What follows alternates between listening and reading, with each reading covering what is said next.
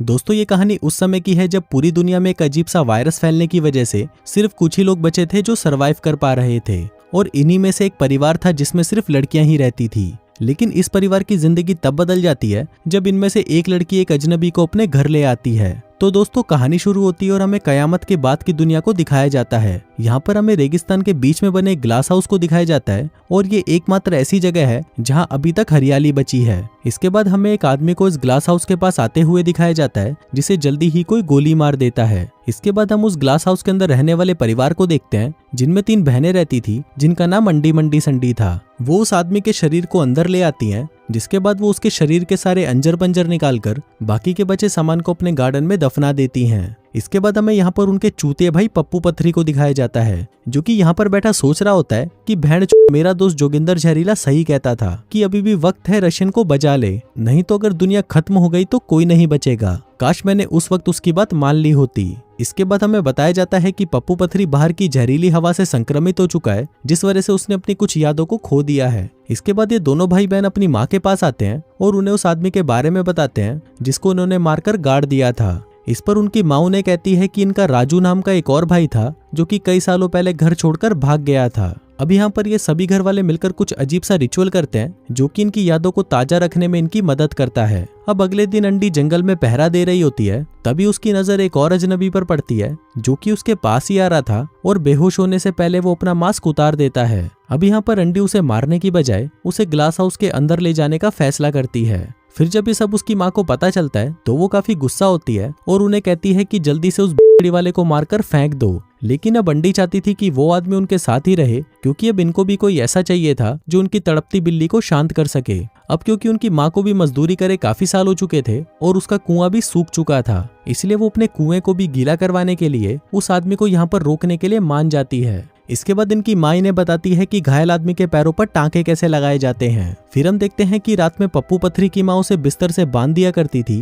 क्योंकि उसे रात को मजदूरी वाले सपने आते थे। लेकिन जब अगली सुबह पप्पू पथरी की आंख खुलती है तो वो ये देखकर हैरान हो जाता है कि रात को उसकी पिचकारी ने सारा पानी उसकी पैंट में ही छोड़ दिया। अब क्योंकि पप्पू पथरी का ये काम रोज का बन चुका था, इसलिए उसकी गीली चादरें साफ करते करते उसकी बहनें काफी परेशान हो चुकी थी। फिर अगली सुबह वो तीनों उस आदमी की पट्टियां बदलती हैं। जिस दौरान जब मंडी पानी लेने के लिए जाती है तो अंडी उस आदमी को घूरने लगती है क्योंकि उसने पहली बार इतने बड़े हथियार वाले किसी आदमी को देखा था। कुछ देर बाद उस आदमी को भी होश आ जाता है और वो उनसे पानी मांगता है। तभी अंडी उसे पानी देती है और उसे कोई भी चालाकी न करने को कहती है। वहीं जब माँ को पता चलता है कि वो आदमी जाग गया है तो वो उसके पास पूछताछ करने आती है। अब यहाँ पर उस आदमी को अपना नाम तो याद नहीं होता, लेकिन वो कहता है कि मैं शहर से आया हूँ। वो बताता है कि बाहर सब कुछ तबाह हो चुका है और ज्यादातर लोग अपनी याददाश्त खोकर पागल हो चुके हैं। अब पप्पू पथरी भी उस आदमी के आने से खुश नहीं था, लेकिन अंडी उसे यकीन दिलाती है कि वो आदमी बिल्कुल भी खतरनाक नहीं है। फिर अगले दिन माँ संडी से कहती है कि तुमने 2 दिन पहले जिस आदमी को दफनाया था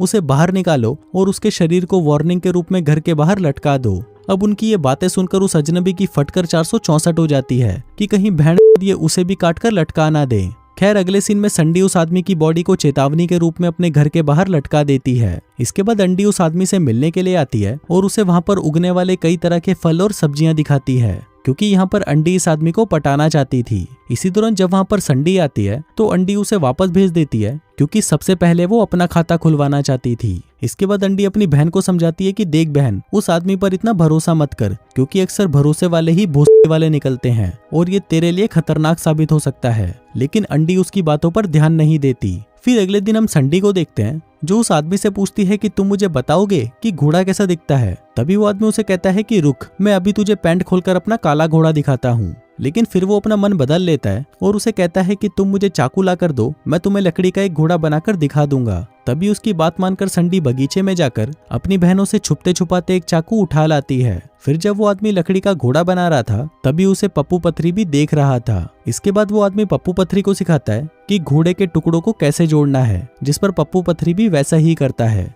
लेकिन फिर वो ऐसा कर नहीं पाता तो वो गुस्से में वहां पर तोड़फोड़ करना शुरू कर देता है और कहता है कि बहन मुझसे नहीं होता ये सब बकचोदी, मुझे तो बस बजाने के लिए एक रशियन दे दो। तभी अपने भाई का पागलपन देखकर अंडी उस आदमी को खोल देती है ताकि वो उसके भाई को कंट्रोल कर सके। तभी ये सब देखकर उसकी माँ को भी यकीन हो जाता है कि ये अजनबी उनके लिए खतरा नहीं है और इसलिए अब वो उसे भी अपने परिवार में आजादी से रहने देने का फैसला करती है। फिर अगले सीन में हम देखते हैं कि रात हो जाती है और वो आदमी अंडी से मिलने उसके कमरे में जाता है। यहाँ पर अंडी उसे राजू कहकर बुलाती है। इस पर वो आदमी कहता है कि नहीं, मैं राजू नहीं हो सकता, क्योंकि मैं तुमको अपनी बहन नहीं मानता और न ही मैं तुम्हारे लिए ऐसा महसूस करता हूँ। फिर अगले दिन अंडी उस आदमी को ब्रश लाने के लिए कहती है। इसके बाद जब वो ब्रश लेने जाता है तो वो वहाँ पर संडी को देखता है, जिसके हाथ में एक मेमोरी बॉक्स था। अब संडी यहाँ पर उस आदमी से काफी नाराज थी, क्योंकि उसने उसकी दोनों बहनों के साथ तो काफी समय बिता लिया था, लेकिन उस पर वो अभी तक थूका भी नहीं था। फिर अगले सीन में उनकी माँ उस अजनबी से मिलने के लिए आती है और उसे कहती है कि आदमी इतने शरीफ कभी नहीं होते,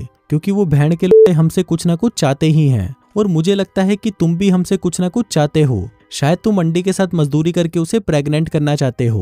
वो उसे कहती है कि तुम उसे बजा तो सकते हो, पर ये याद रखना कि अगर तुमने उसे बजाया तो तुम्हें मुझे भी बजाना पड़ेगा। फिर अगले दिन हम मंडी को देखते हैं, जो कि गार्डन में उस आदमी और अपनी बहन अंडी को दबा दबा कर मजदूरी करते हुए देखती है। अब उन्हें ऐसा करते हुए देख उसकी बिल्ली भी गीली होने लगती है और तभी उसे कुछ याद आता है। वो याद करती है कि उसने अंडी को अपने भाई राजू के साथ भी धुआंधार मजदूरी करते हुए देखा था, और यहीं से हमें पता चलता है कि अंडी उस आदमी का नाम राजू ही क्यों रखना चाहती थी। तभी मजदूरी करते समय जब उस आदमी की नजर मंडी पर पड़ती है तो वो वहां से भाग जाती है। फिर बाद में वो आदमी मंडी के पास आता है और उससे बात करने की कोशिश करता है, लेकिन यहाँ पर मंडी उसे धमकाने लगती है कि बुढ़ी के मैं तेरी सारी चालें समझ रही हूँ, पर ये याद रखना कि तू मुझे कभी नहीं बजा सकता। मंडी उसे बताती है कि अंडी पहले से ही दिमाग से पैदल है, इसलिए उसे कुछ फर्क नहीं पड़ता कि उसके खेत में कौन मजदूरी कर रहा है। फिर ये कहकर जब मंडी वहां से चली जाती है तो उस आदमी को वहां पर मंडी का वो बॉक्स मिलता है, जिसमें उसे उसका एक नेकलेस भी मिलता है। अब ये देखकर उसे एक आइडिया आता है, वो उसका नेकलेस चुरा लेता है और सभी से कहता है कि उसे ये नेकलेस उसकी माँ ने बचपन में दिया था। अब उसकी ये हरकतें देखकर संडी भी समझ जाती है कि ये लोग जिसे भरोसे वाला समझ रहे हैं वो साला भोड़ी वाला है।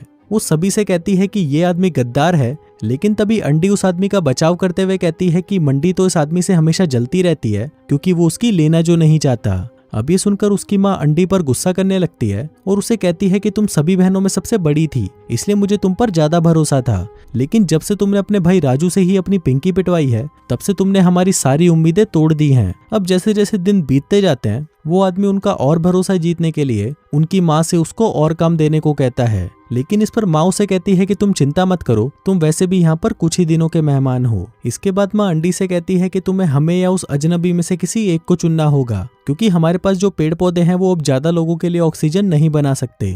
अभी सुनकर अंडी परेशान हो जाती है, क्योंकि वो उस आदमी को भी खोना नहीं चाहती थी, इसलिए वो उसे कहती है कि अगर तुम यहाँ से चले जाओगे तो मैं भी तुम्हारे साथ जाऊंगी।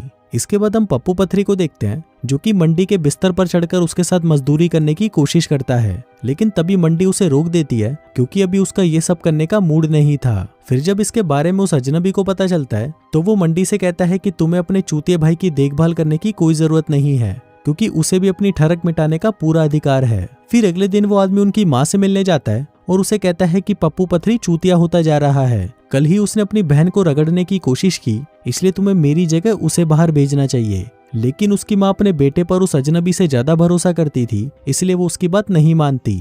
फिर कुछ देर बाद रात हो जाती है और वो अजनबी फिर से उनकी माँ से मिलने आता है। उनकी माँ को लगता है कि शायद वो अपना हथियार पीछे से डालेगा, लेकिन तभी वो आदमी उसकी माँ को पकड़ लेता है और उसका गला घोंटकर उसे मार डालता है। इसके बाद वो आदमी उसकी बॉडी को पप्पू पथरी के पास जाकर रख देता है, ताकि लोगों को ये लगे कि उसे पप्पू पथरी ने मारा है। लेकिन ये सब देखकर पप्पू पथरी डर जाता है और उस आदमी पर हमला कर देता है। तभी उनकी आवाज सुनकर सभी बहनें वहां पर पहुंच जाती हैं और ये जानकर रोने लगती है कि उनकी माँ मर चुकी है। फिर जब सभी लड़की अपनी माँ का फ्यूनरल कर रही होती हैं, तो इसी दौरान वो आदमी पप्पू पथरी को बांध देता है, जिसके बाद वो घर की खिड़कियां खोल देता है ताकि पप्पू पथरी अपनी सारी याददाश्त भूल जाए। वो उसे कहता है कि मैं तुम्हें ये याद रखने बिल्कुल नहीं दे सकता कि उस बुढ़िया को मैंने मारा है। फिर वो अजनबी उसे यहाँ पर ये भी बताता है कि मुझ पर इस वायरस का कोई असर नहीं होता, इसलिए मैं अपनी याददाश्त नहीं भूल सकता।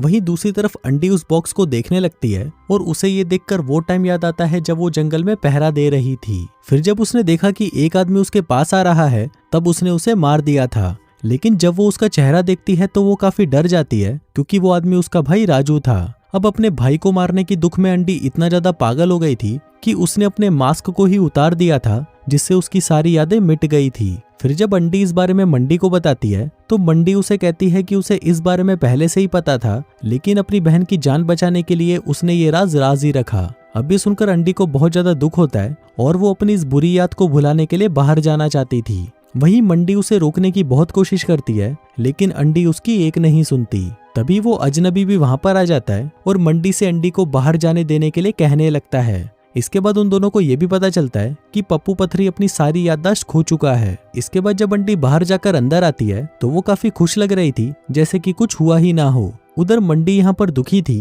क्योंकि ये जगह धीरे धीरे उनकी याददाश्त को भुला देगी और सिर्फ वही यहाँ पर अकेली बचेगी जिसे सब कुछ याद रहेगा। लेकिन तभी वो आदमी उसे सहारा देते हुए कहता है कि मुझे भी तुम्हारी तरह सब याद रहेगा। जिसके बाद वो दोनों एक दूसरे के पास आते हैं और एक दूसरे को चूसने लगते हैं। इसके बाद हम देखते हैं कि मंडी अब अपनी माँ की जगह ले लेती है और इस घर की मुखिया बन जाती है। जिसके बाद वो अजनबी राजू बन जाता है और अंडी अब मंडी बन जाती है। वहीं संडी मंडी की बेटी बन जाती है और पप्पू पथरी उन सभी का भाई बन जाता है। अब जैसे जैसे दिन बीतते जाते हैं, अंडी भी अब राजू की तरह बिना मास्क पहने ही बाहर घूमने लग जाती है। फिर एक दिन पप्पू पथरी अचानक से ही जमीन खोदता है और उसे वहां पर अंडी और संडी के नेकलेस के साथ 2 कंकाल मिलते हैं, जिससे हमें पता चलता है कि माँ ने यहाँ पर पहले रहने वाले लोगों के नाम और नेकलेस को संभाल कर रखा था। जिसके बाद उसने नए लोगों को उनकी पहचान दे दी। वहीं वो आदमी भी चुपके से पप्पू पथरी को देख रहा होता है। फिर जब वो वहां पर देखता है कि एक आदमी उनके पास आ रहा है तो वो अपनी बंदूक उस पर तान देता है, लेकिन तभी वो अपना मन बदल लेता है